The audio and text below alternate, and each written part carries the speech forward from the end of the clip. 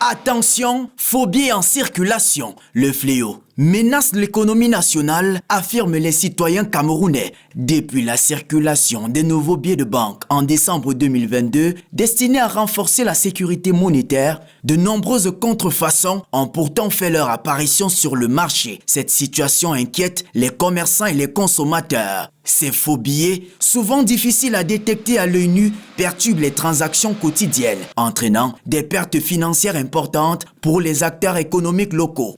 J'étais victime quand j'ai pris un transport en commun, un taxi. Donc quand il m'a remboursé, je ne me suis pas rendu compte à l'immédiat. C'est quand je suis allée réutiliser le billet quelques jours après qu'on m'a dit que c'était un faux billet. Il y a des malins qui viennent toujours ici dans la boutique. Ils mélangent les faux billets avec les bons billets pour nous tromper. Donc il y a beaucoup de faux billets qui circulent beaucoup d'heures ici. On m'a donné un billet de 10 000 quelqu'un avec qui j'ai effectué une transaction. Quand je suis allé refaire un achat quelque part, on me dit que c'est un faux billet. Cette fraude représente un risque sérieux pour la stabilité du marché. Face à cette menace, les citoyens développent plusieurs réflexes pour éviter le pire. Observer le filigrane, la texture du papier, l'homologramme et utiliser si possible des dispositifs de détection. Bon, parfois même il y a les détecteurs qui ne montrent pas, il y a les détecteurs qui n'arrivent pas à détecter.